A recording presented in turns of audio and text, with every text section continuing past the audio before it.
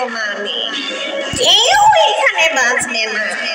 সুরজপুর নামে একটি গ্রাম ছিল। অন্যদিকে বান্টি নামে একটি টুনা তার বউ আর তার মেয়ে টুনটুনকে নিয়ে শহর থেকে গ্রামে আসে। তারা শহর থেকে আসতে আসতে রাত হয়ে যায়, আর তাদের বাড়ির সামনে একটি ভয়ঙ্কর বটগাছ ছিল, আর সেই বটগাছে একটি দোলনা লাগানো ছিল।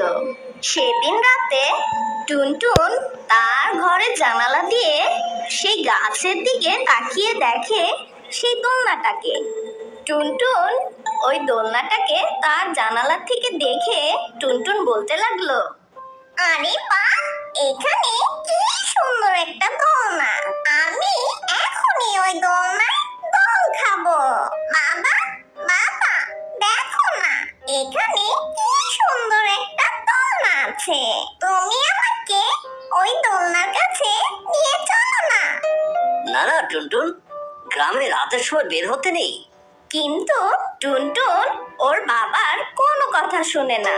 রাতে যখন সবাই ঘুমিয়ে যায়, তারপর টুনটুন চুপি চুপি সেই দোলনার কাছে চলে যায়। আরে বাহ, কত মজা লাগছে এই দোলনাতে দোল খেতে। আর যখন টুনটুন ওই দোলনা থেকে নামার চেষ্টা করছিল, কিন্তু ওই দোলনা থেকে নামতেই পারছিল না। আমার সাথে এটা কি হচ্ছে? আমি দোলনা থেকে কেন নামতে পারছি না? বাবা বাবা, আমাকে বাঁচাও বাবা। মা, তুমি কোথায়? আমাকে বাঁচাও। টুনটুনের চিল্লানি শুনে টুনা আর টুনটুনি ঘুম থেকে উঠে যায়, আর তারা দুজন টুনটুনের ঘরে গিয়ে দেখে বিছানায় টুনটুন নেই। তখনই তারা তাড়াতাড়ি করে সেই দোলনার কাছে চলে যায়, আর তারা সেই দোলনার কাছে গিয়ে দেখে টুনটুন সেখানে বেহুশ হয়ে পড়ে আছে। আরে টুনটুন, এটা কি হয়েছে তোর? তোকে এত করে মানা করলাম, তারপরও তুই রাত্রে এই দোলনার কাছে চলে আসলি। টুনি, তুই ভয় পেও না, আমি ওকে এখনই ঘরে নিয়ে যাচ্ছি। তারপর টুনটুনের মুখে পানি দেওয়ার পর তার জ্ঞান ফিরে আসে। এরপর সেদিন রাতে সবাই ঘুমিয়ে পড়ে। পরের দিন রাত হওয়ার পরে হঠাৎ করে টুনটুন ঘুম থেকে উঠে যায়, আর টুনটুনের দুই চোখ লাল হয়ে ওঠে, কেননা সেই দোলনায় একটি টুনটুনি পাখির আত্মা ছিল, আর সেই আত্মা টুনটুনের মধ্যে ভর করে।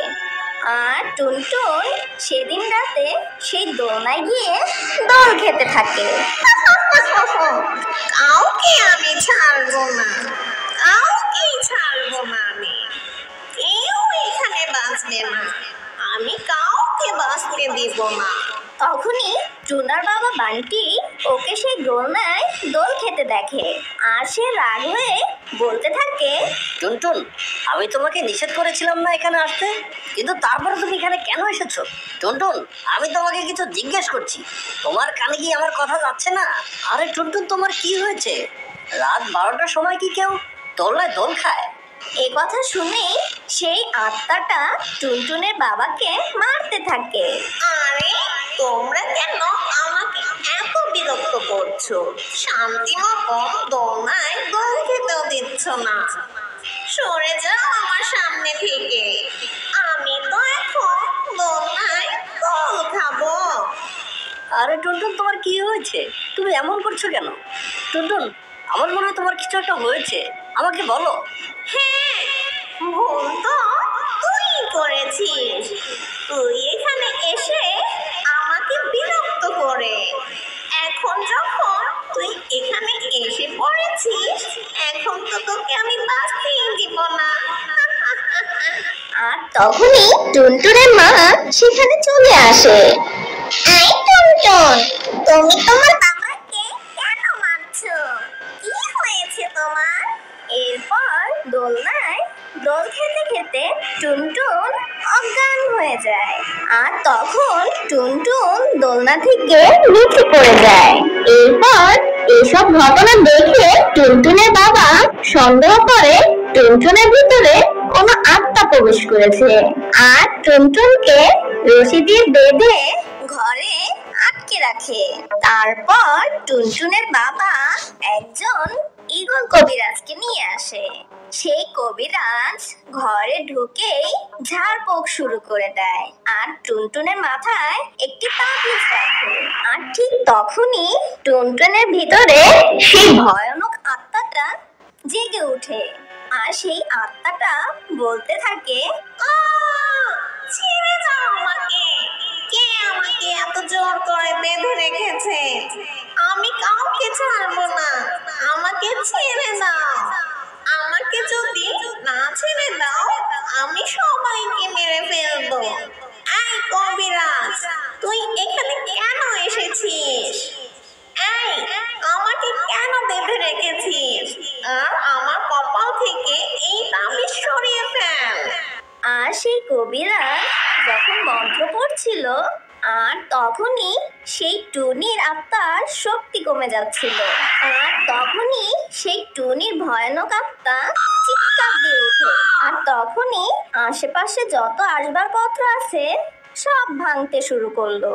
আরে বেটা ভূতের বাচ্চা, তুই আমাদের কি মনে করেছিস তুই এখানে সবচেয়ে শক্তিশালী? আমিও জাদু মন্ত্র পড়ে অনেক শক্তিশালী হয়েছি। আজ তোকে এখানে মরতেই হবে। এখন ভালোই ভালোই আমাকে সব বলে দে, তুই টুনটুনের শরীরে কেন প্রবেশ করেছিস? আমি তোকে কিছুই বলবো না। তুই যা পারিস তোর জাদু শক্তি দিয়ে কর গিয়ে। আর তখনই সেই কবিরাজ টুনির আত্মার উপর একটি মন্ত্র ফুঁকে দেয় আর তখনই টুনির আত্মা একটি গান শুরু করে দেয়। নাচে নাগিন বাজে রে বিন, আমি বিষে ভরা নাগিন। আরে আমি তো নাগিন না, আমি তো একটা শক্তিশালী ভূতের আত্মা। এই দেখো না আমার মেয়ে কি সুন্দর একটা গান গাচ্ছে। আরে তুমি পাগল হয়ে গেছো নাকি? এটা আমাদের মেয়ে নয়, এটা হচ্ছে একটা ভূতের আত্মা। এই বেটা ভূতের আত্মা, তাড়াতাড়ি বল তুই কোথা থেকে এবং কিভাবে এসেছিস? আমার নাম রেশমি ছিল। আমি ওই দূরে ছোট্ট একটা গ্রামে থাকতাম। আর আমার দোলনায় দোল খেতে খুব ভালো লাগতো। একদিন আমি এই দোলনায় দোল খাচ্ছিলাম। ঠিক তখন আমার বান্ধবী আমাকে এসে বলে, এই রেশমি, এখন আমাকে একটু দোলনা খেতে দে না। অনেকক্ষণ যাবত তুই দোল খাচ্ছিস, আমাকেও একটু সুযোগ দে। দাঁড়া, কিছুক্ষণ একটু দাঁড়া, আমাকে একটু খেতে দে দোলনা। দাঁড়া, আমাকে দোলনা খেতে দিবি না? তোকে কত জোরে ধাক্কা দিই, দেখ মজা। এমন দোল খাবি তুই, জীবনও ভুলবি না। আর তখন টুনির বান্ধবী টুনিকে এত জোরে ধাক্কা দেয় সে দোলনা থেকে পড়ে সেখানেই মারা যায়। আর তখন থেকে আমি ভূত হয়ে যাই। আর সেদিন থেকে আমি কাউকে দোলনায় দোল খেতে দেই না। আর আমি ভূত হয়ে আমার বান্ধবীকেও মেরে ফেলি। আর যখন টুনটুন এই দোলনায় দোল খাচ্ছিল, আমি তখন ওর শরীরে প্রবেশ করি। বাস, অনেক হয়েছে, তোর এখন যাওয়ার সময় হয়ে গেছে। আর কবিরাজ এ কথা বলেই টুনির আত্মার উপর মন্ত্র পড়ে কিছু পানি ছিটিয়ে দেয় আর তখনই টুনটুনের শরীর থেকে সেই আত্মা বেরিয়ে যায়।